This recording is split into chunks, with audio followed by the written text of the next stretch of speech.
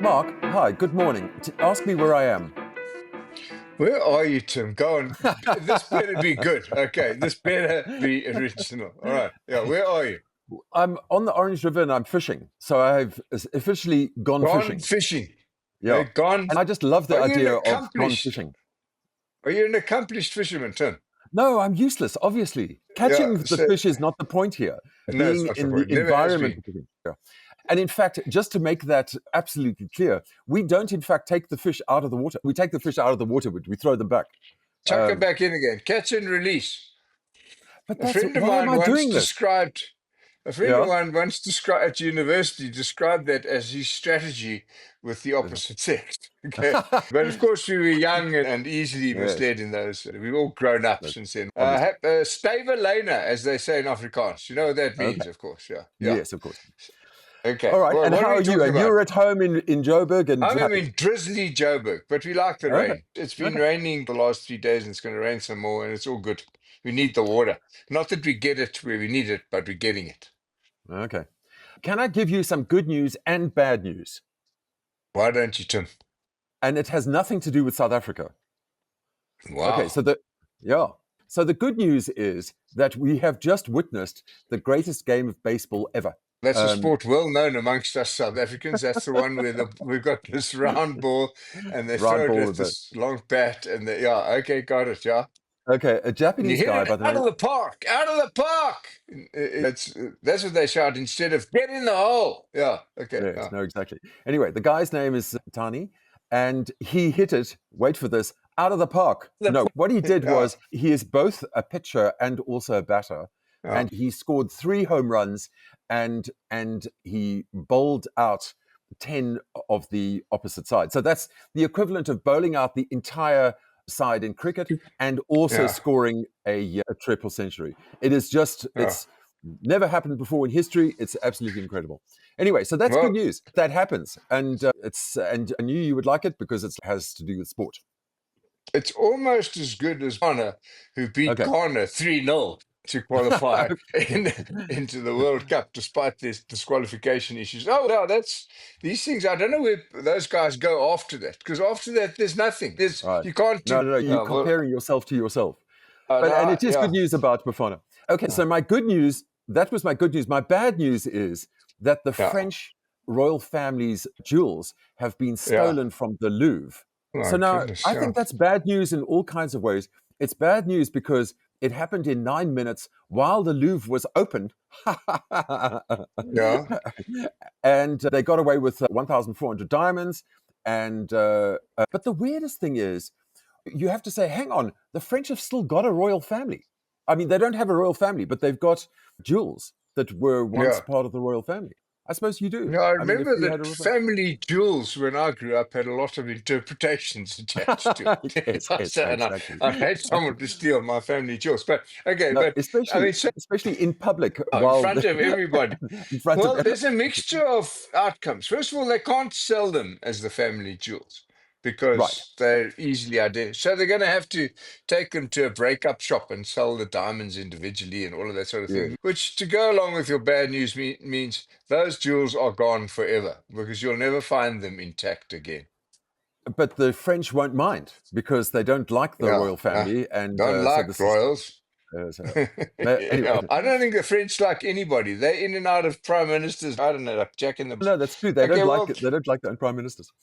All right, so then to home and back to home. Back to home. Where So now I was wondering about what you thought about the Eskom spending 2.3 trillion on electricity in South Africa, because there's now a revived electricity plan, and everybody's full of themselves because Eskom announced a profit for the first time in almost a decade. A couple of comments. First of all, I wonder what that profit would look like after providing for bad debts. Okay, so I think we also have to look at the balance sheet. And to be kind and fair, even, Eskom does seem to be in an improving state of mind. Okay, so let's grant them that. But I think that we find ourselves, and I listen to politicians making up things. and pretending they're real. Okay, so I listened to some of Minister Ramagopa's speech, and he was on about a 3% GDP growth rate and 2.23 trillion invested in alternative energy sources. And all of these things are very easy to wish for and describe. But we couldn't even build an old-fashioned power station, Kusile Yes. or whatever. Okay, it's in the making. I hope he's right. It's a 15-year plan, so it's one that the current government doesn't have to preside over or deliver. And Yes. we've all become suspicious of promises absent delivery, and I'd be cautious in going for it. And also, that's a lot of money. That's about, I don't know, if I do a quick calculation in my head, 150 billion a year for the next Right. 15 years. So 10% of that goes to corruption. So that's $1 billion a month. Oh, okay, I've worked out why it's going to happen. All right. And that's just on the 10% corruption in it. I don't know. Right. I've grown weary of presumption and we're short on action. I wanted to tweet this morning, but I didn't eventually, that Joburg needs root canal treatment. So we need more dentists, less storytellers. Okay, we've got Okay. lots of storytellers, my friend. Yes, But I tell you, talking about lots of money, yeah. and things that have got trillions in them, Right. gambling, and just Okay. generally borrowing from our future. Okay. Now, let's start off with the fundamentals. In gambling, the people who offer the gambling service have obviously worked out the odds. But Right. okay, and that's why they make a lot of money. Now, Right. when there are two people at a table, one of you's making money and the other one's losing money, you got to Yes. bet that if the house is making money, we, the gamblers, are losing. And that's truth. And Yes. the reason is because the odds favor the house. And they're designed to do that. And if it wasn't that way, the house would go bust and there'd be no more gambling. Okay. Right. That's just how it is. But it's a freedom, it's a free choice. Let Right. me talk a bit about, that is the difference between specific and general risk. So why do you think insurance companies or healthcare providing companies that deal with the masses and masses of little bits of income and a promise to pay is Right. because they skew the odds. Okay. Insurance companies charge us as if we're going to die earlier than we do, and so they earn extra premiums. Healthcare Yeah. companies charge us, and so I can carry on and on. And Right. here's the real problem in gambling, Tim. First of all, it's a disease of the poor. Okay. Yes. Very few people gamble for the hell of it. Okay, let's have a go. Most people gamble in the desperate wish of getting that bonanza that's going to save them out of poverty. And I looked at the statistics. 27% of gambling comes from Yes. people who are on social grants. 20, Right. a third of gambling is from people who have no money and no Right. food. Yes. And so I'm concerned about it. I'm not saying it shouldn't be there. I'm just warning the participants that it is not what it looks like. And it's everywhere. It's pervasive. It's sport. Everywhere is just gambling. Sport, online sport is one of the biggest culprits at the moment. Do you What gamble, I Tim? mean, I'm one of those like loose punters. I have a go. And very occasionally I also invest in the stock markets, and they seem to be also quite a lot of gambling adjacent activity. Yeah,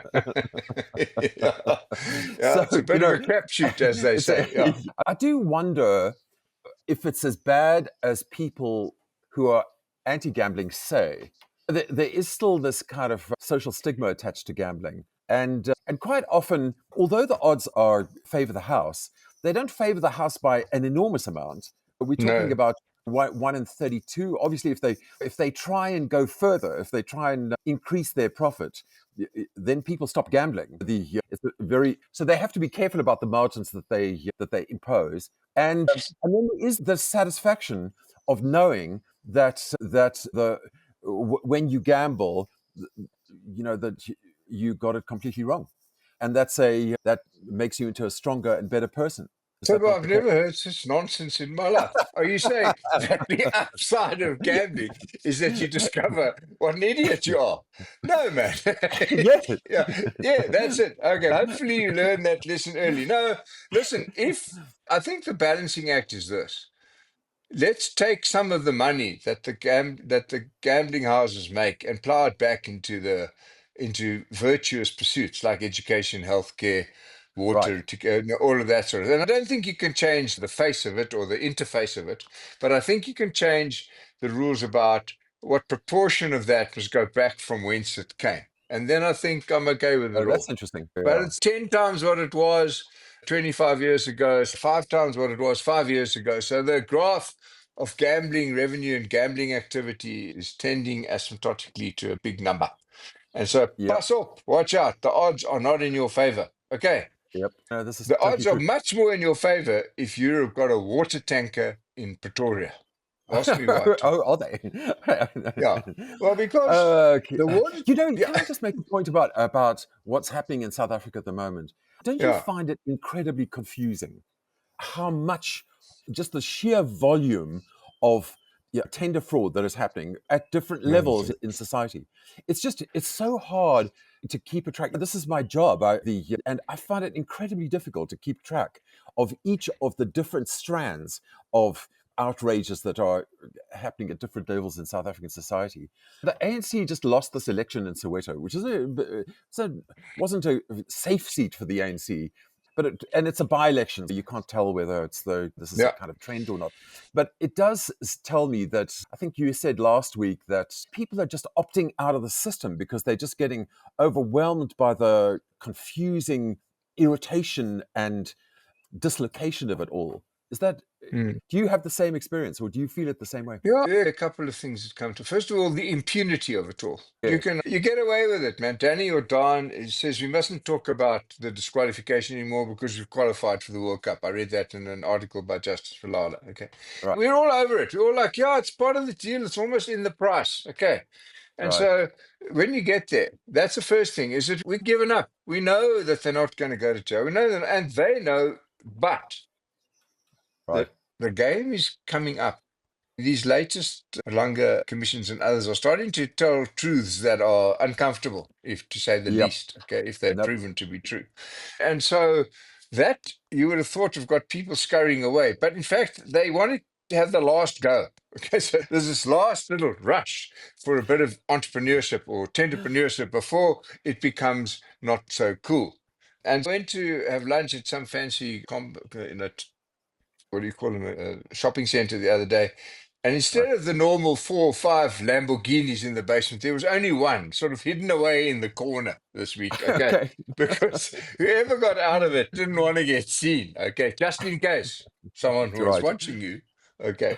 So I think, like all good things and bad things, they have their heads, and it's going to tip them. I fundamentally believe that everyone's had enough. I know it's true, but in the meantime, we have to live through this period of real dislocation. My colleague wrote about how many suspensions we have in the law enforcement services in South Africa. The Deputy Police Commissioner, Francine Vuma, is suspended.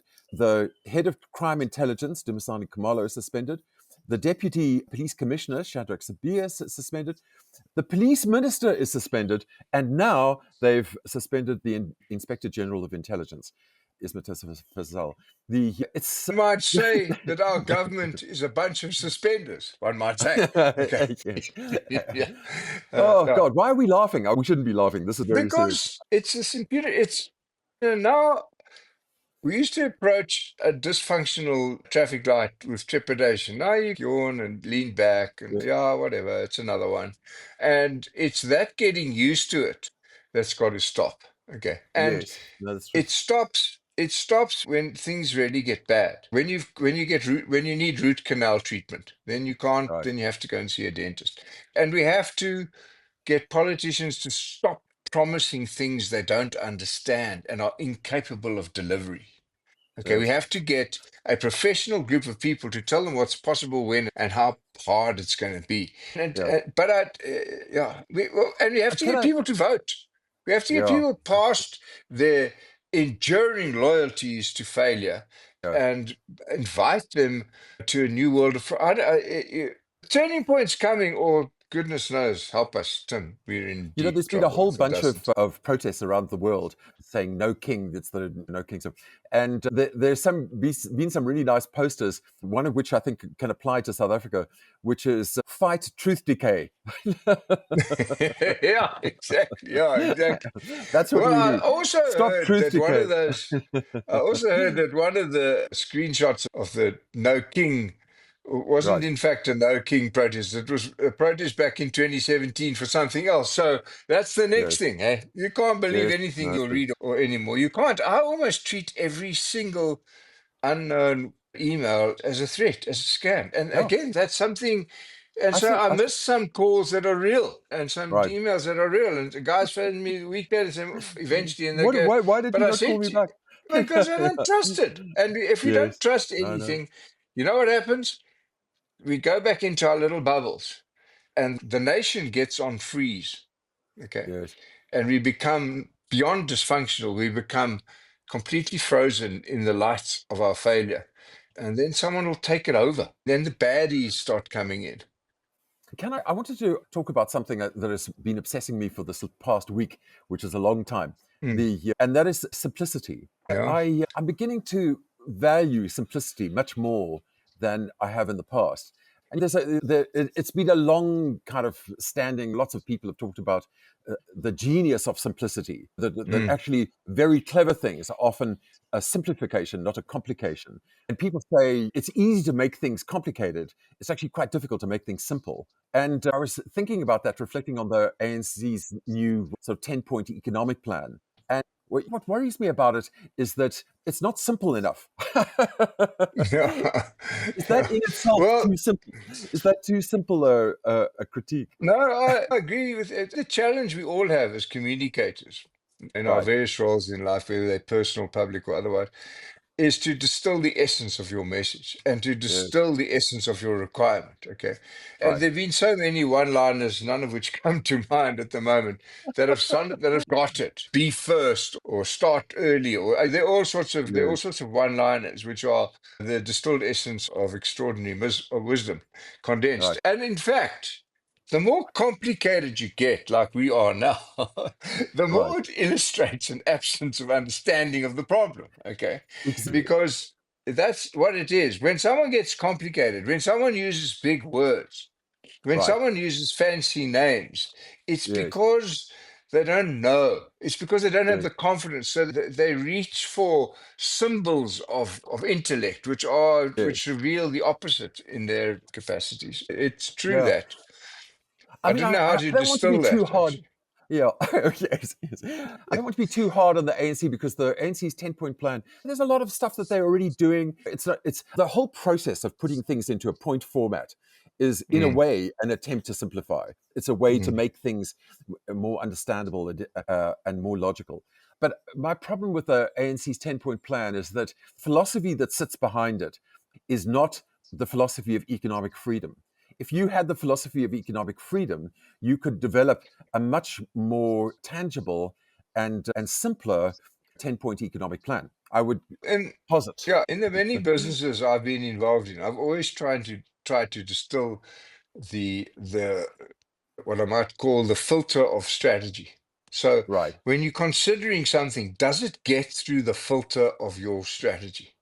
right, Does it pass muster and get into the operating discussion room? Okay. Because right, if it doesn't, don't bring it in. Okay. right, And what is the distilled essence of your economic model? Okay. right. Is it cheaper products or is it top quality products or is it whatever it might be? And once you've got about four pillars, you can Yes, decide on how to run a business. But the axiomatic principles, the distilled essence, is where you start in order to right. finish properly in the operating world. Yeah, because So, everybody says economic growth is very complicated. It's very complicated to get economic growth. Actually, it's not. And it's not, it's actually very simple. And we know that it's mm, simple because we have mm, a historic track record of successes and failures. The yeah, Olympic, the Nobel Prize has just been given to 3 economists who've been studying this for years and years. And the correlation between economic freedom and human development is just unimpeachable. It's not totally unimpeachable. It's mostly unimpeachable. It doesn't work for petrostates. But for almost every other country, developed, medium developed, very developed, not developed at all, every subset demonstrates the correlation. So if you start with that and you say, we're going to have a 10-point plan rooted in the notion of economic freedom, which we know works because it's been done everywhere, and these are the points. I mean, that to me would be a strategic approach that would pass muster with your filter of strategy. Yeah, it's simple. Guys, we need to spend money on roads, on water, on social, on everything. Yes. Then there's a guy in the back of the room says, okay, but we first need to make money. Okay. So you have to get it in the right order. Okay. So you go, okay, if we got a hell of a call on cash, okay, we can do one of two things. We can borrow it from somebody else, and eventually that will be our demise. You look at something like 60 billion has already been drawn on this two-pot system, borrowing from your future because your earnings capacity has evaporated. Okay. And just as you say, a free economy, which is a polite description of capitalist principles, is required to generate sufficient funds to fund social intentions and developmental goals. Yes, I thought that was quite a good summary, actually. I'm you did. Yeah, you summarized that very. Cool, Mark. We've run out of time. Well, thanks everyone for listening, as always. Hope you throw some good lines out there. Cool, man. Cheers, everybody. Look after you. See you next week. Ciao. Bye.